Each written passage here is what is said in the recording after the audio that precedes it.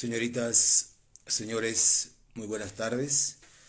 Guillermo Sosa Calderón desde Arequipa, Perú, hoy sábado 10 de abril 2021, por gentileza y gestiones del Centro Federado de Derecho de la Universidad Andina Néstor Cáceres Velázquez, para continuar la conversación que la dejamos pendiente el sábado pasado respecto a los homicidios calificados y en este caso con atención al artículo 108b denominado feminicidio. Bien, estábamos tratando de encontrar explicación a esa famosa frase de cuando se mata a la mujer por la condición de tal, ¿verdad?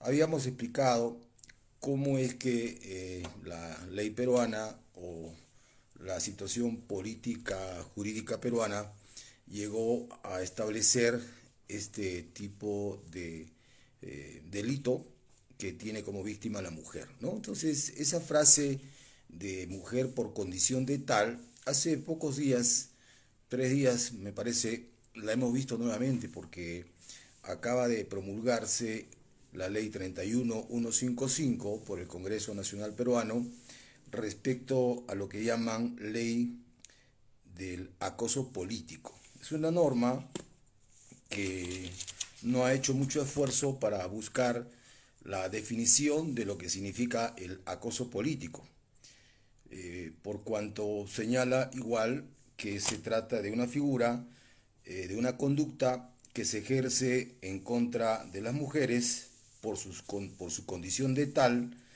a través de cualquier medio de comunicación, en fin, con la finalidad de impedir el ejercicio de sus derechos políticos. Bien, entonces esta situación nos pone nuevamente un contexto para tratar ya en el ámbito penal de determinar cuándo es que estamos frente al feminicidio, entendido como la muerte de la mujer por su condición de tal.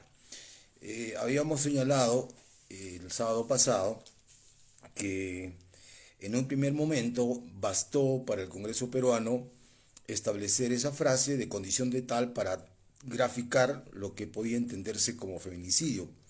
No obstante, no era suficiente que esa frase pudiese ser entendida y pudiese tener los referentes que se necesitan para no afectar un principio de legalidad, porque siendo así un término, una frase tan laxa, podría dar lugar a situaciones muy complicadas por lo general que se establece en esta figura, razón por la que se procedió a modificar este parricidio para, en el término condición de tal, agregar algunos contextos que van a servir de base para establecer cuándo es que la mujer muere por su condición de tal.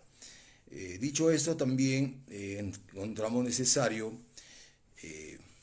tratar de entonces descifrar qué ocurre con el artículo 107 respecto al que conocemos como parricidio. Hasta hoy, o hasta que se promulgó esta ley, el parricidio contemplaba como sujetos pasivos a los ascendientes, descendientes, cónyuge o conviviente, o con quien se tiene o se ha tenido una relación convivencial.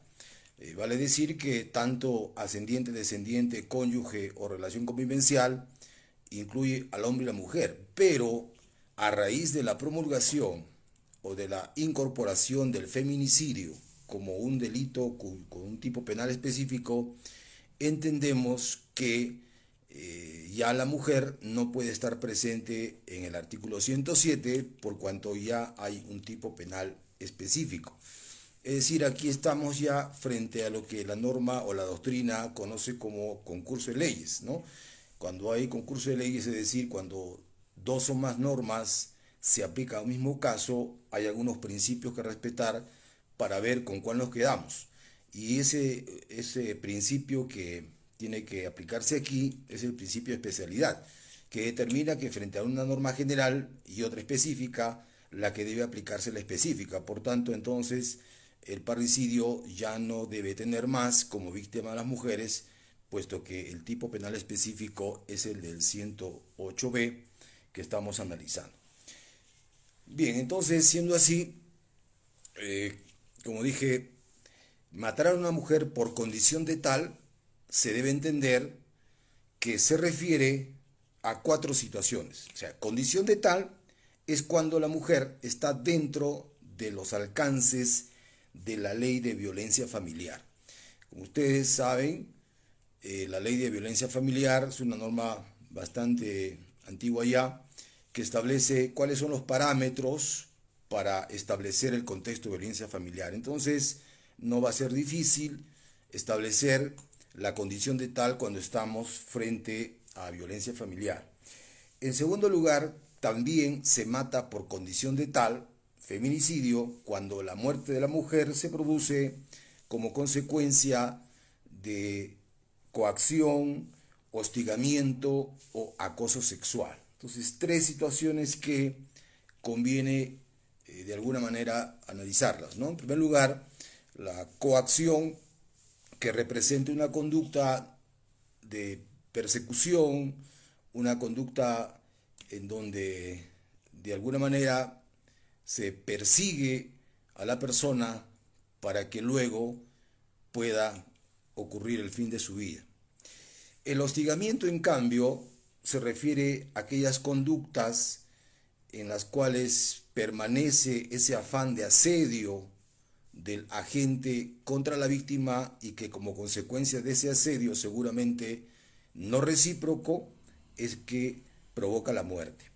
Y en tercer lugar, el acoso sexual, que también necesita ciertos parámetros para establecer cuándo es acoso. El acoso necesita que el agente desarrolle una conducta permanente de asedio contra la víctima en sus diferentes manifestaciones de orden sexual para que recién pueda producirse. No es tan sencillo establecer que el acoso se puede dar de manera sorpresiva, ¿no? Eso no puede pasar. De acuerdo a los referentes doctrinarios, necesita el acoso este seguimiento, esta perturbación permanente de la tranquilidad de la persona en el ejercicio de su libertad sexual. En tercer lugar, el abuso de poder significa también el abuso de cualquier otra posición o relación que le dé o que le confiera a la gente autoridad sobre la víctima. Naturalmente que esto se refiere con mayor claridad a las situaciones de dependencia laboral, ¿no? Generalmente a situaciones de dependencia laboral en donde naturalmente la gente tiene cierta autoridad contra la víctima y eso es lo que determina que se entienda como condición de tal. Y finalmente, el cuarto espacio se refiere a la discriminación, ¿no? Es decir, en cualquiera de sus formas, la discriminación también está dentro del contexto para hablar que mata a la mujer por su condición de tal. Entonces ya no resulta tan difícil, pero sí amplio margen para poder determinar cuándo estamos frente al feminicidio. Y como dijimos, este delito de feminicidio en su primer párrafo establece una pena privativa de libertad no menor de 20 años. Nada más que no menor de 20 años, dice el artículo 108B, pero ya nosotros sabemos que el máximo no puede ser mayor de 35 años. De 20 a 35 es una pena sumamente alta porque estamos hablando de un homicidio calificado y es calificado precisamente porque se mata a la mujer, como dijimos, por la condición de tal.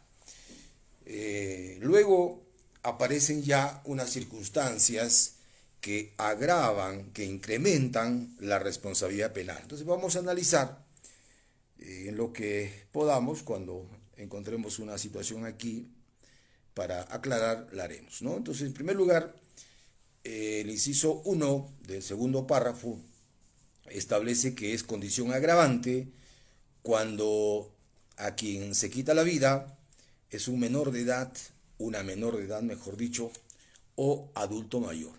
Muy bien, lo de menor de edad lo entendemos, se trata de una persona pues que no sea mayor de 18 años.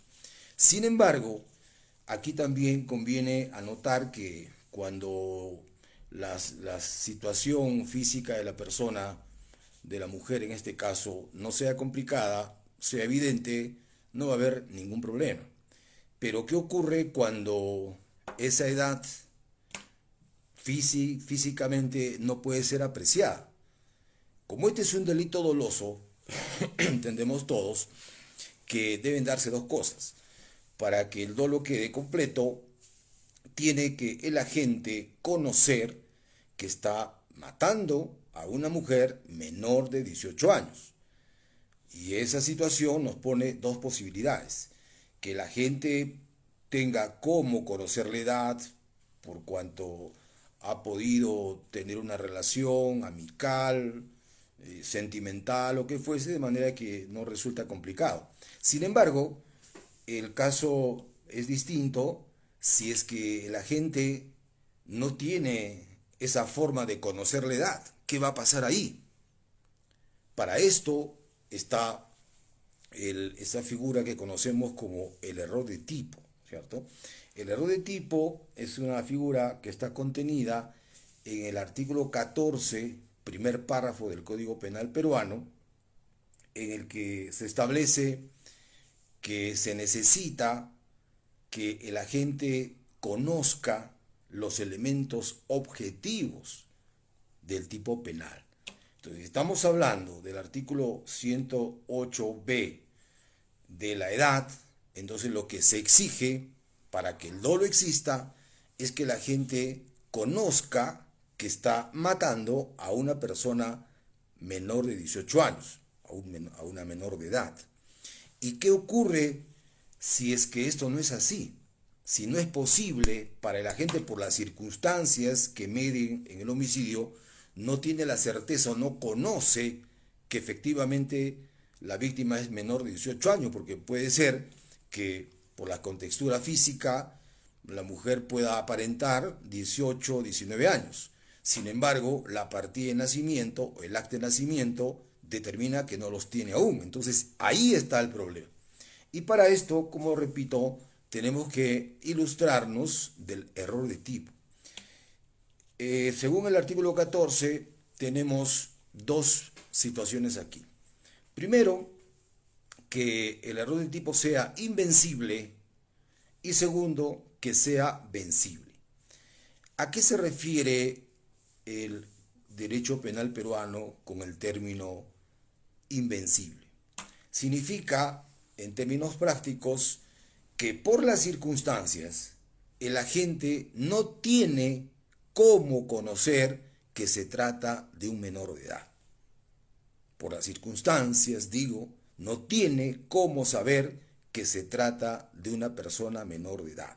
Si ese es el caso, entonces estamos frente a un error de tipo invencible. En cambio, será vencible cuando el agente sí haya podido, de acuerdo a las circunstancias, hacer lo necesario para poder vencer ese desconocimiento. Entonces, aclarado, ¿cuándo es invencible? ¿Cuándo es invencible? Ahora veamos qué consecuencias genera uno y otro. A ver, si el caso es de un error de tipo invencible, puesto que la gente no ha podido, no ha tenido cómo saber que era menor de edad, menor de 18 años, entonces hay dos consecuencias. La primera, se excluye la responsabilidad y segundo, se excluye la agravación. Entonces, en primer caso, si se excluye la responsabilidad, estaríamos hablando entonces que el delito se convierte en un hecho atípico. Pero aquí esto no puede ser, porque el dolo está incompleto nada más. Lo que ocurre es que no conocía la edad, pero sí tenía la voluntad de matar. Por tanto, lo que conviene hacer aquí es lo segundo, excluir la agravación. Entonces, la agravante menor de edad no tendría por qué ser de aplicación. y tan solo se aplicaría el primer párrafo y no la agravante que está contenida en el inciso 1 del segundo párrafo. Ahora, respecto a la segunda consecuencia, cuando es invencible, ¿qué consecuencia genera el error de tipo vencible? Dijimos que como consecuencia, si el error es vencible, en la medida que la gente haya podido hacer lo necesario para conocer la edad, pero no lo hizo, entonces estamos frente a un error de tipo vencible. Y la consecuencia es, según texto expreso en la norma, que en ese caso se aplica un tipo penal culposo siempre y cuando la ley lo establezca como tal. Esto es importante para detenernos en el análisis. ¿Qué significa esto? Para que tengamos un contexto, cuando el error de tipo aparece no en el Código actual de 1991, este estaba ya en el Código Penal de 1924, pero no tenía el nombre de error de tipo, ¿no? Teníamos allí el error de hecho, se llamaba. Error de hecho y error de derecho. El error de hecho es el que ahora conocemos como error de tipo. Y el error de derecho es el que conocemos ahora como error de prohibición. Entonces, ¿qué decía la norma y qué dice? Repito, que cuando estamos frente a un error de hecho en el código anterior y error de tipo en el código actual, el delito se castiga como culposo siempre y cuando esté previsto como tal en la ley. ¿Qué significa esto? Que en el capítulo homicidio tenga que haber un tipo penal culposo. Como en efecto lo hay. En el artículo 111 tenemos el homicidio culposo. Por tanto, en ese caso sí vamos a aplicar el error de tipo vencible para aplicarle el artículo 111. También conviene recordar lo siguiente. Este error de hecho, tal como está construido en el Código Penal, no está hecho para aplicarse a cualquier delito. Está hecho para aplicarse a ciertos delitos. Por ejemplo, si descubrimos que es un caso de violación sexual contra una persona menor de edad, que también es un agravante, ¿no? En el artículo 170, por ejemplo. Si descubrimos que el agente no conocía la edad, pero que sí pudo hacer el esfuerzo para conocerla y no lo hizo, entonces estaríamos frente a un error de tipo vencible. Y si es vencible, según el artículo 14, lo que tendría que hacerse es aplicar un tipo penal culposo, siempre y cuando esté previsto en la ley.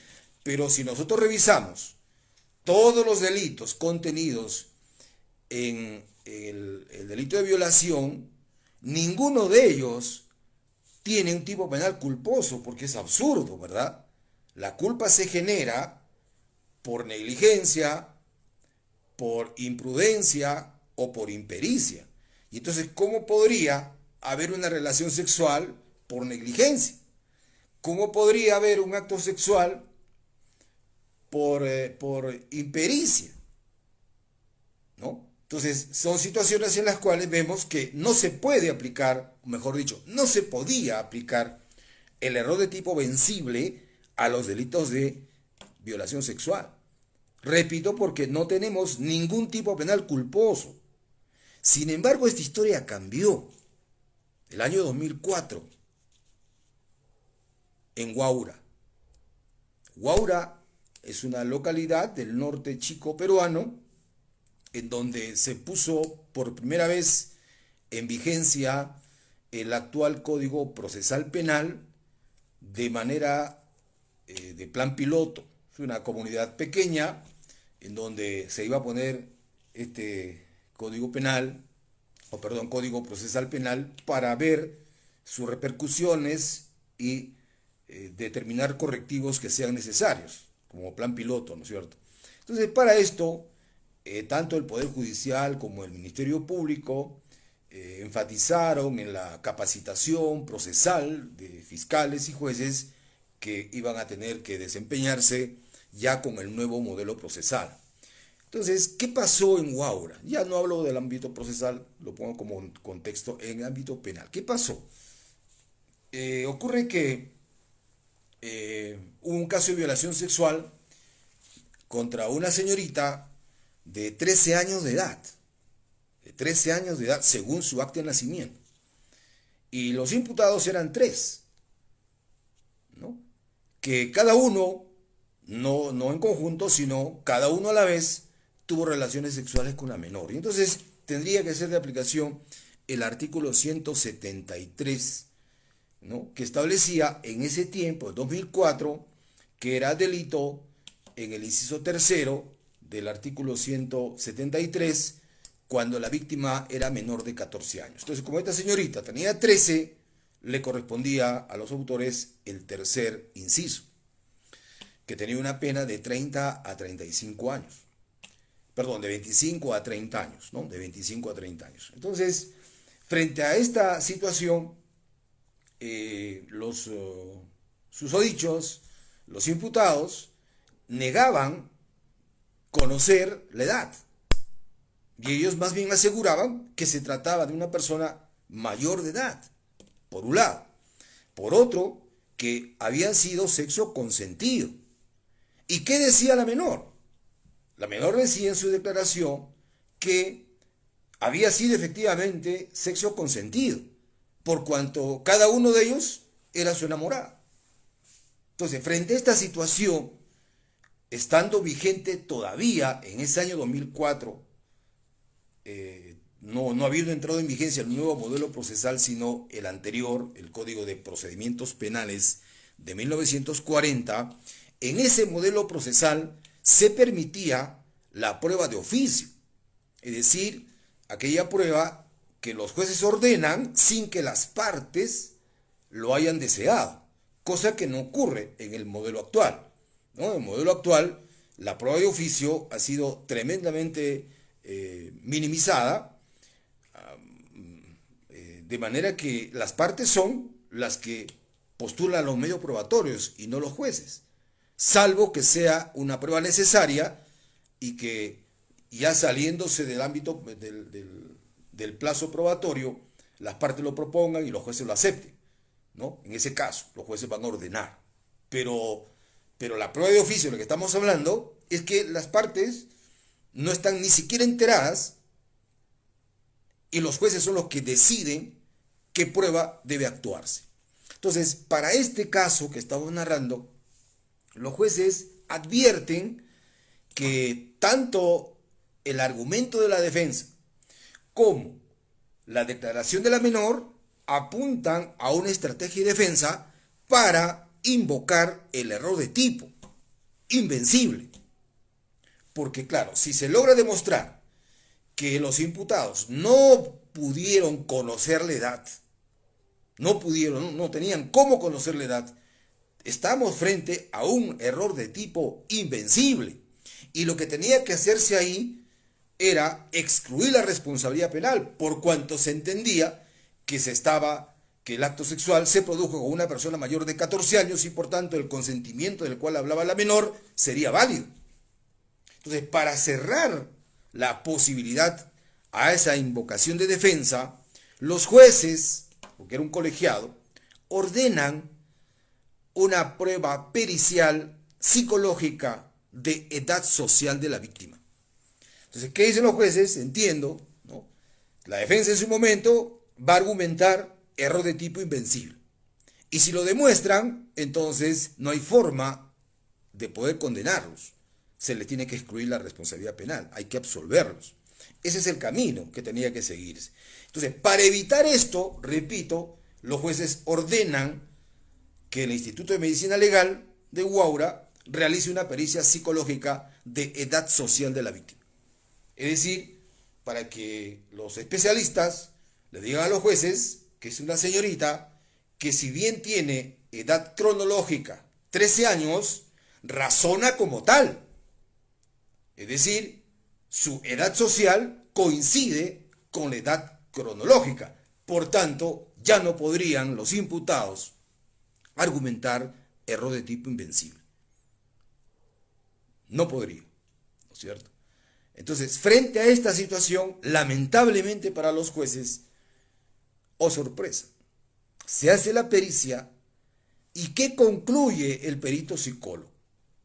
En que la edad social de la víctima es de una persona de 17 años aproximadamente.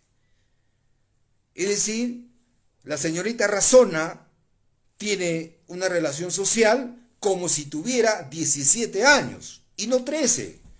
Entonces, esa pericia naturalmente robustece la estrategia de la defensa, que hasta ahí no había argumentado nada al respecto aún, pero los jueces pretendieron adelantarse y salió mal. Por tanto, con esa pericia estaba asegurada la absolución, por cuanto se trataba de un error de tipo invencible. Frente a esta disyuntiva, los jueces, ya nuestra valoración, entendieron que se equivocaron.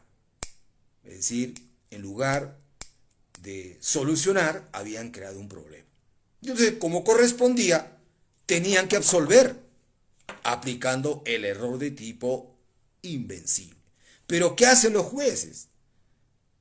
Efectivamente, aceptan que hay un error de tipo, pero no invencible. Lo califican de vencible porque dicen, a pesar que tiene una edad social de 13 años, ellos manteniendo una relación sentimental cada una con la menor, sí han podido hacer el esfuerzo de saber que era una menor de 14 años. Y no lo hicieron. Por tanto, ellos crean la figura para llegar al error de tipo vencible. Y así lo califican. Es un error de tipo vencible. Pero ahora viene el segundo problema. Que la consecuencia del error de tipo vencible es que deba castigarse el delito como culposo, siempre que exista un tipo penal culposo en los delitos de violación sexual. Y como hemos ya adelantado, y ustedes revisan el Código Penal, no existe pues ningún tipo penal culposo, por tanto no podía aplicarse el error vencible a delitos de libertad sexual.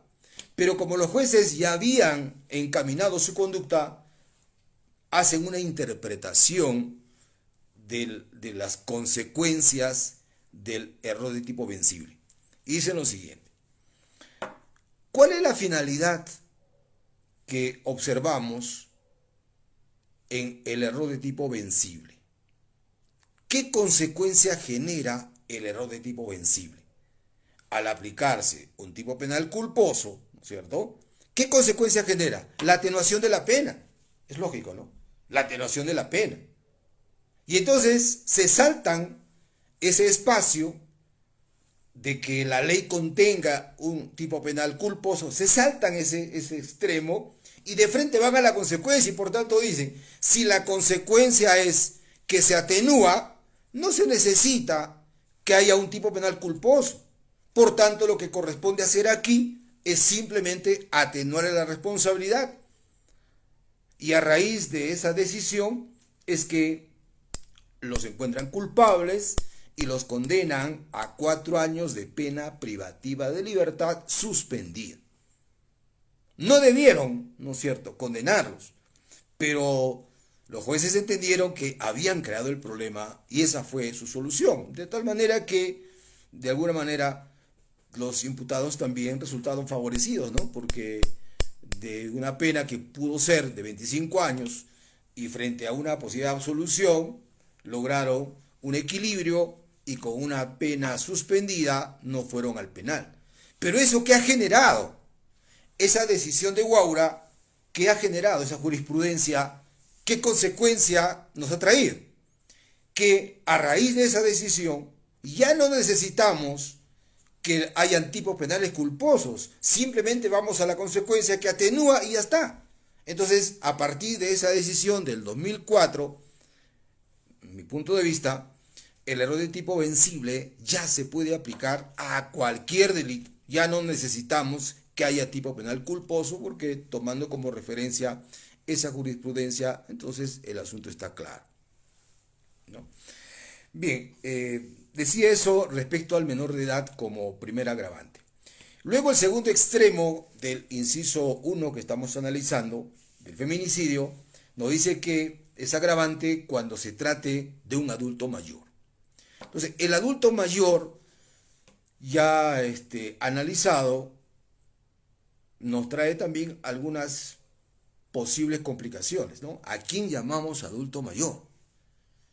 Usted va a la compañía de teléfonos, a Movistar, y para ellos la preferencia, por ejemplo, es a la persona mayor de 65. Usted va a la empresa Claro y la atención preferencial a partir de los 60. Y seguramente vamos a otra institución y es a partir de los 70. Entonces, ¿cómo es que vamos a entender cuando estamos frente a un adulto mayor? Pues nosotros entendemos que ninguna norma administrativa se requiere para esto. El Código Penal peruano lo ha solucionado. Entonces no necesitamos una ley adicional para establecer cuándo es adulto mayor, ¿no? Incluso en esta etapa de pandemia estamos viendo que las edades de adulto mayor fluctúan. A un inicio decían que el adulto mayor era a partir de los 70, luego a partir de los 55, luego a partir de los 60, y en fin, un carnaval de edades. Bueno, eso está permitido y está hecho así en otros ámbitos de la actividad nacional, pero en el ámbito penal entendemos no puede haber discusión. ¿Por qué? Porque ya el Código Penal ha resuelto eso en dos artículos, en el artículo 22 y en el artículo 80. El artículo 22 se refiere a la responsabilidad restringida y el artículo 70 se refiere a la prescripción. En cuanto al primero, a la responsabilidad restringida, la norma establece que si el autor es una persona mayor de 65 años, la pena se reduce. Es una atenuante, calificada o cualificada, como dicen muchos. Y en cuanto a la prescripción, siendo el autor mayor de 65 años, la prescripción se reduce a la mitad. Por tanto, para nosotros, el determinar que es adulto mayor es a partir de los 65 años de edad, porque, repito, la norma penal sí es particularmente clara en los artículos 22 y 80 que estamos relatando. Pero igual, ¿no? Igual que el caso anterior, una persona entre 64 y 65, imagínese usted, se tiene que tener algunos parámetros para saber si es adulto mayor o no lo es, porque puede ser de días la diferencia. Si puede matarse una persona que tiene 64 años, 11 meses, 30 días, todavía no tiene 65. O puede tratarse de una persona que ha cumplido ya 65 años y un día. Entonces, estas situaciones igual nos pueden trasladar al error de tipo. Ya lo expliqué, lo que hay que acreditar es que el agente sepa que la persona es mayor de 65 años. Si no lo sabe, entonces ya vamos a tener un problema. Nosotros, por lo general, observamos que tanto en los delitos contra el patrimonio, en los delitos de violación sexual, donde se determina como agravante la edad, muchas veces el operador del Ministerio Público, lo hemos visto, simplemente apela a establecer la edad en función al acta de nacimiento. Bueno, es su punto de vista. Pero la defensa no puede aceptar pues un acta de nacimiento, porque eso no es lo que determina la norma. La norma determina, a través del artículo 12, que siendo un delito doloso, y sabemos todos que el dolo es conocimiento de los elementos objetivos, entonces lo que tiene que conocer el agente no es el acta de nacimiento, porque no la tiene. Lo que tiene que conocer es que es una persona mayor de 65 años. Y si usted logra demostrar eso, recién el dolo estaría completo. Y si no, la solución está en el error de tipo, sea vencible o sea invencible, ¿no? Eso respecto al inciso 1. En cuanto al inciso 2, se trata de cuando la mujer está en estado de gestación. Eso también es la misma situación, ¿no? Que ya la tenemos como antecedente, dado que este es un delito relativamente nuevo. Ya esta misma situación la hemos visto en las figuras de aborto, ¿no? En el artículo 119 del Código Penal peruano existe la modalidad del aborto en donde se le llama preteritencional, porque el agente no quiere el aborto. Lo que quiere es castigar físicamente a la víctima, y como consecuencia de esa agresión física es que sobreviene el aborto. Entonces, para que esta figura pueda darse, el requisito es que el agente en este tipo de aborto sepa que la persona está gestando, que le conste que está gestando, ¿no? La norma dice que sepa. Entonces, nosotros entendemos ahí ese de saber que está gestando nos coloca dos situaciones: que le conste el aborto, perdón, el embarazo, o que éste sea notorio. Que le conste significa que no es notorio, no se percibe el embarazo, pero se sabe que está embarazada. Y eso naturalmente alcanza a las personas del entorno de la víctima. En cuanto al segundo extremo, cuando es notorio, significa que todos, simplemente por una cuestión de apreciación visual, nos damos cuenta, nos percatamos que es una mujer que está gestando. Entonces, la misma situación la vamos a tener aquí. Cuando hablamos de agravante por estado de gestación, naturalmente pueden darse las dos situaciones: cuando la gestación es notoria o cuando no es notoria, pero a la gente le consta. Eso sí, claro, tendríamos que estar en el análisis de quién es el agente, quién es el autor. Si el autor es un tercero, es una persona que no tiene ninguna relación con la víctima, ¿no?, que le permita conocer que tiene un mes de embarazo, no se le puede aplicar el agravante. ¿Por qué? Porque no hay dolo.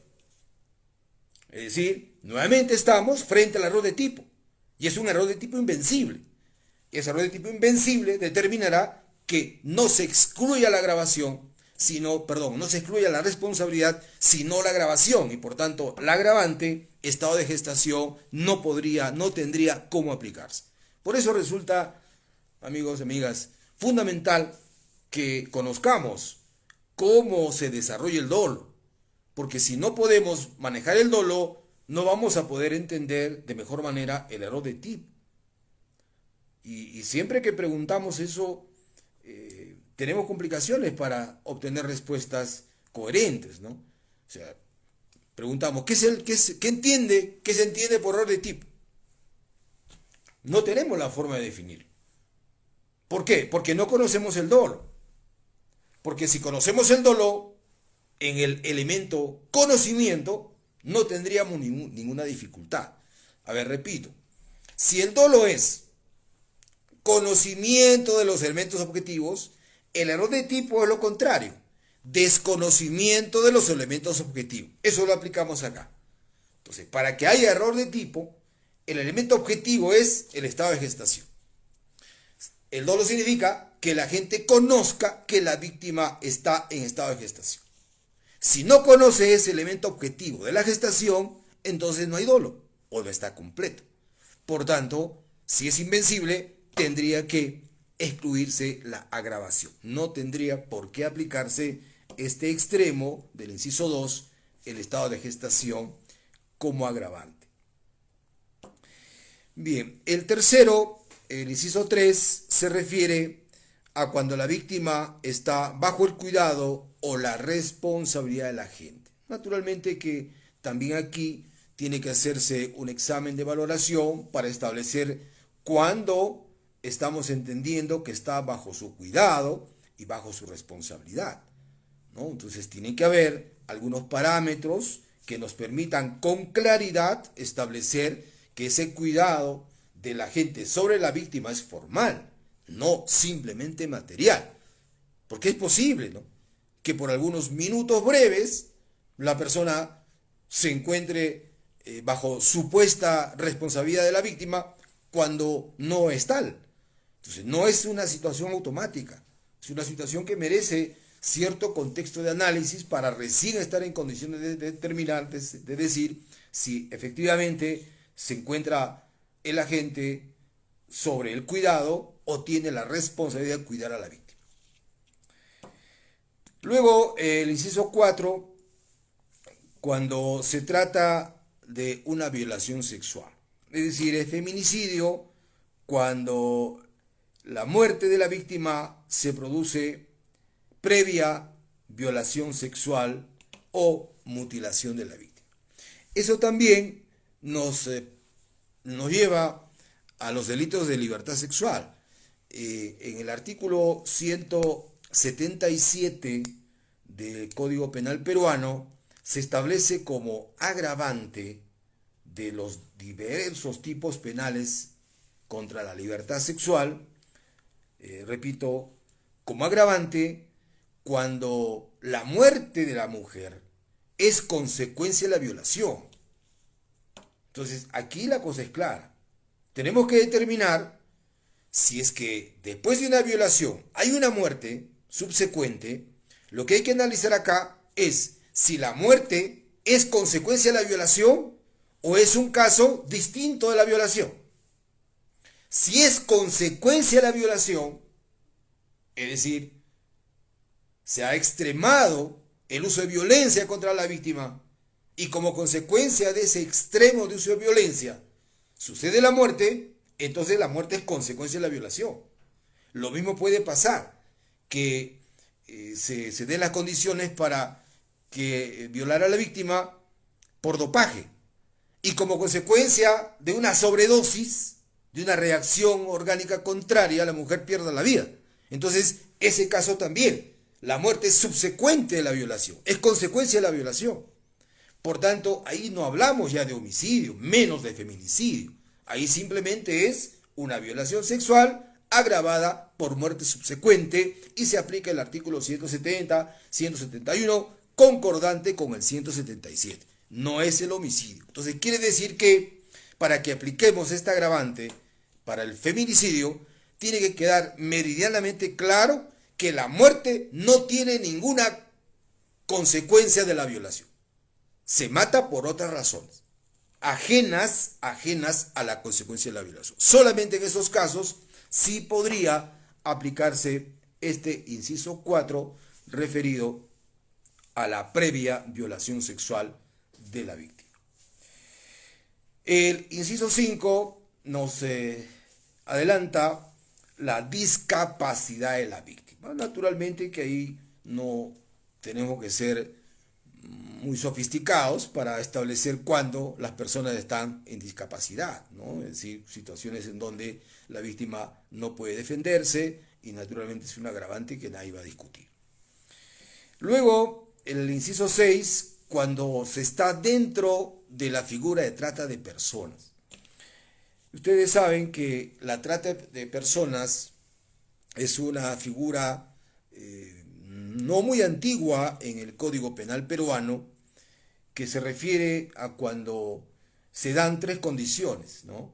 Se da el fenómeno de captación de las mujeres, se da la segunda, que es el traslado, y tercero, la explotación. O sea, esas tres son las características para hablar de trata de personas, en sus diferentes manifestaciones de orden sexual, de trabajo doméstico, en fin, eso es trata de personas. Entonces, lo que aquí hay que analizar es que si estamos o no dentro del contexto de trata de personas, es decir, cuando se dan la captación, el traslado y la explotación. Naturalmente que no vamos a exigir que las tres condiciones estén en una sola persona, porque generalmente son tres roles distintos desarrollados por personas varias. O sea, unos captan, otros trasladan y terceros explotan, ¿cierto? Generalmente son organizaciones criminales las que llevan a cabo este tipo de actividades.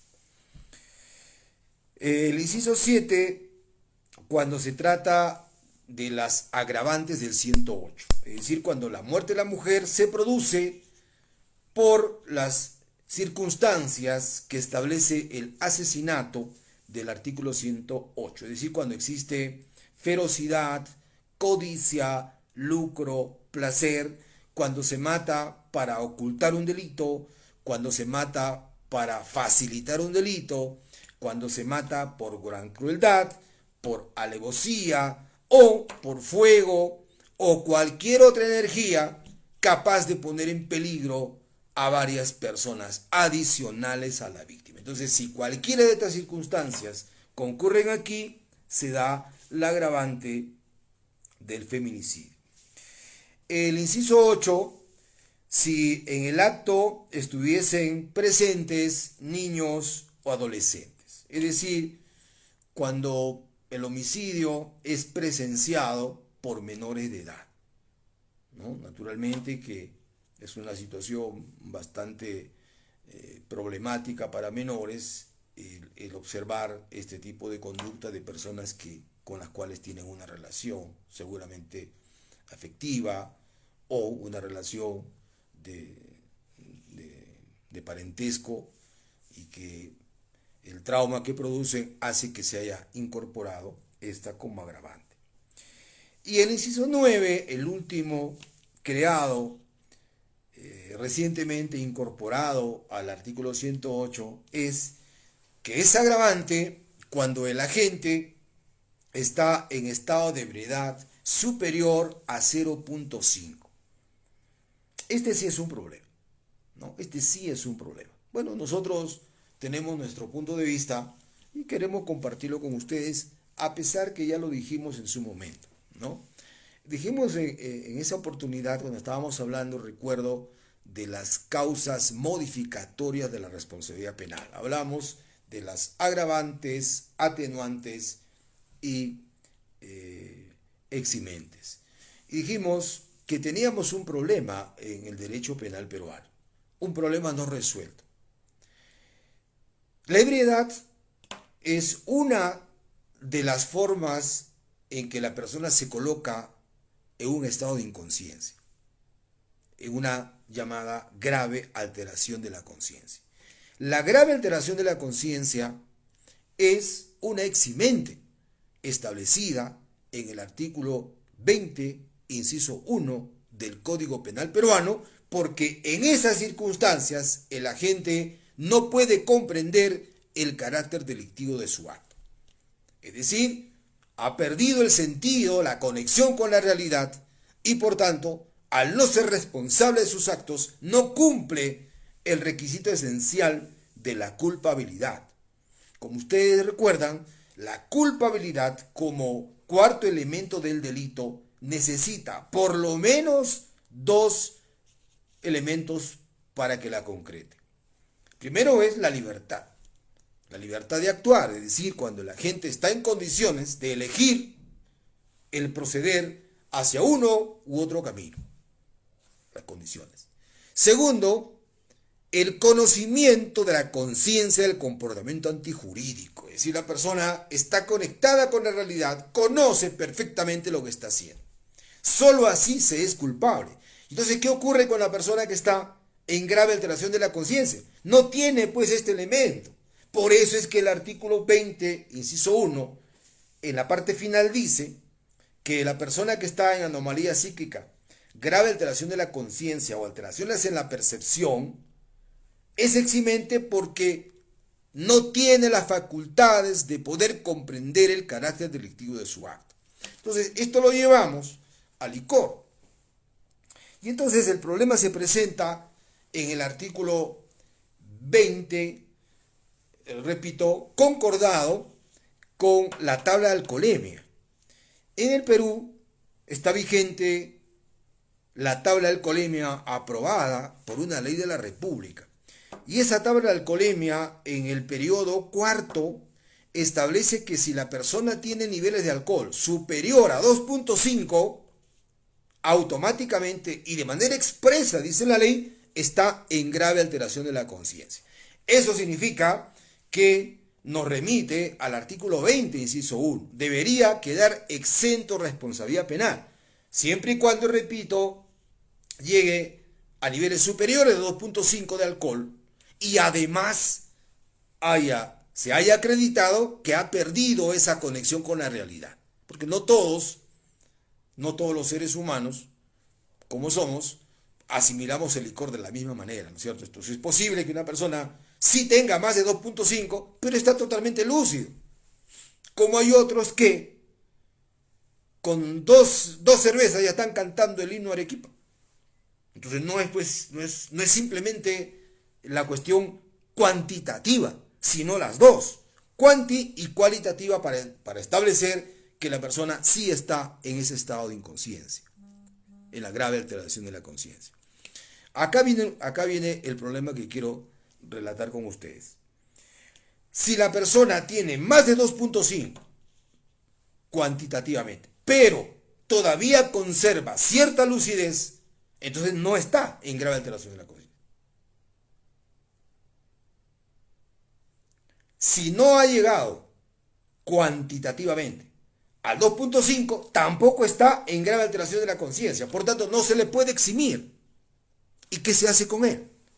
Se aplica el artículo 21 del Código Penal.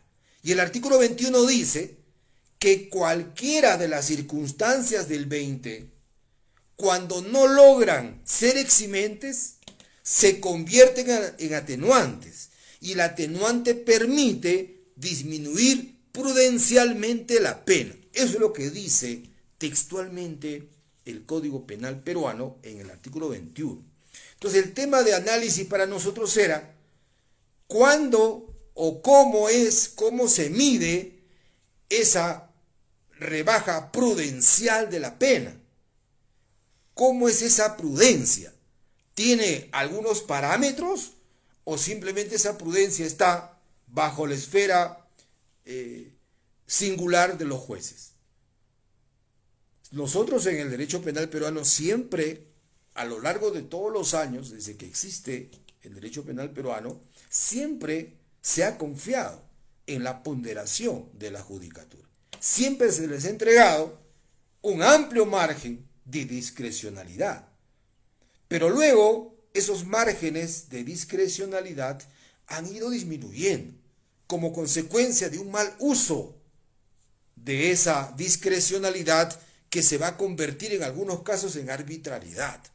Entonces, en este caso también es igual. Cuando usted le dice al juez, mediante la ley, que si hay una atenuante, como la grave alteración de la conciencia, por la cual debe disminuirse prudencialmente, esa prudencia puede ser de días, puede ser de meses o puede ser de años, dependiendo de cómo maneja el juez esa prudencia. Entonces, eso es peligroso, ¿no es cierto? Eso es peligroso. Debemos tener otros parámetros para tratar de controlar, sin llegar a excesos, a extremos, la discrecionalidad judicial. Y eso es lo que se ha hecho en el análisis. Entonces se dijo, a ver, señor, existen las causas modificatorias de la responsabilidad penal: agravantes, eximentes y atenuantes. Ahora, estas tres pueden ser cualificadas o no cualificadas. Entonces, si las eximentes son cualificadas, las atenuantes también cualificadas y las agravantes lo mismo, entonces las tres están en un mismo nivel. Y si las tres están en un mismo nivel, el tratamiento tiene que ser similar en los tres casos. Entonces, ese análisis cobra vigor hace algunos pocos años, 3, 4 años.